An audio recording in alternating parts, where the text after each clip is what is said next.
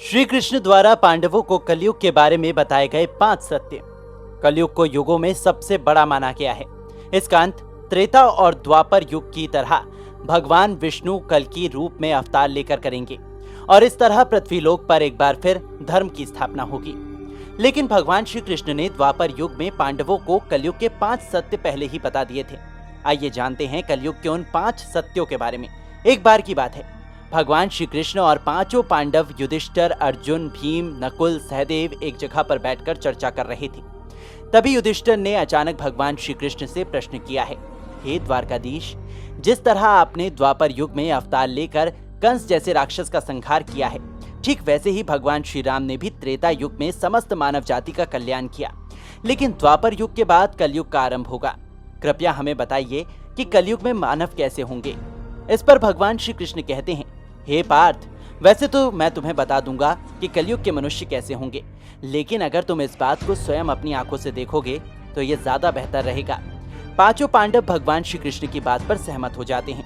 तब भगवान श्री कृष्ण 5 तीर चलाते हैं। ये तीर अलग अलग दिशाओं में चलते हैं। जहां भी गिरते हैं, भगवान श्री कृष्ण पांचों पांडवों से कहते हैं, तुम एक एक दिशा में जाओ और जाकर देखो कि तुम्हें सबसे पहले क्या देखने को मिलेगा, फिर आकर मुझे बताना। पांचों पांडव जंगल की ओर बढ़ते हैं। सबसे पहले युधिष्ठिर जंगल में जाते हैं तो उन्हें एक विचित्र घटना दिखाई देती है।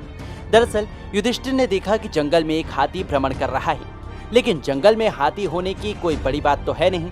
हैरानी की बात ये थी कि उस हाथी के 2 सूंड थे, जिसे देखकर युधिष्ठिर को बहुत हैरानी हुई। उधर अर्जुन भी अपनी दिशा में आगे बढ़ रहा था।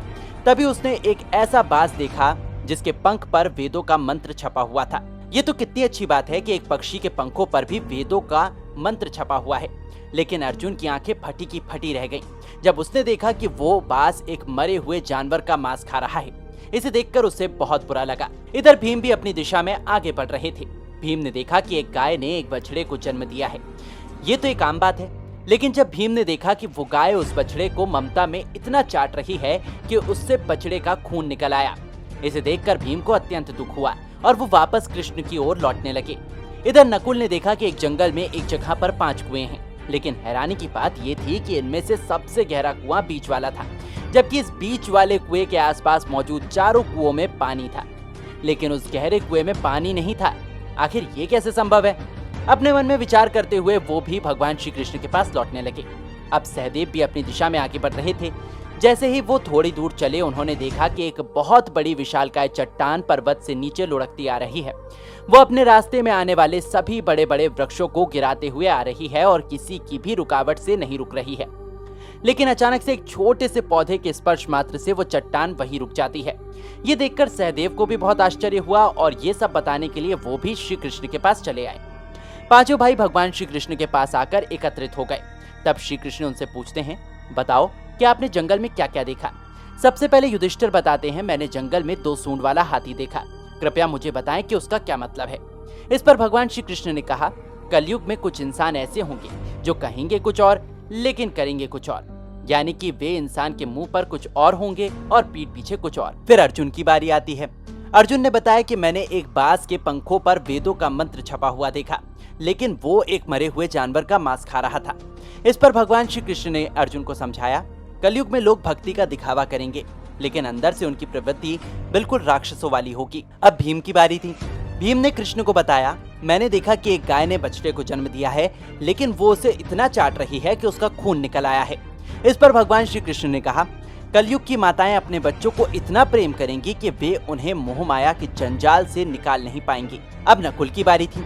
नकुल ने श्री कृष्ण को बताया, मैंने देखा कि एक जंगल में 5 कुएं हैं, जिनमें से बीच वाला कुआं सबसे गहरा है, जबकि आसपास वाले कुओं में पानी है, लेकिन उस गहरे कुएं में पानी क्यों नहीं है। इस पर कृष्ण ने बताया, कलयुग में अमीर लोग अपनी बेटी बेटों की शादी में खूब खर्चा करेंगे, लेकिन उनके पड़ोसी गरीबी के कारण भूखे ही सो जाएंगे। अब सहदेव ने श्री कृष्ण को बताया कि मैंने देखा कि एक जंगल में एक विशाल चट्टान पहाड़ से लुढ़कते हुए आ रही है। बड़े बड़े वृक्ष भी उस चट्टान को नहीं रोक पाए, लेकिन अचानक से एक कोमल पौधे ने उस चट्टान को स्पर्श मात्र से रोक दिया। इस पर श्री कृष्ण ने सहदेव को बताया, वो छोटा सा पौधा दरअसल हरि है, यानी कि वो मैं हूँ। अगर कलयुग में कोई हरि का नाम लेगा तो वो ऐसे ही कोमल और शांत रहेगा और विशाल से विशाल तूफान को भी रोक देगा।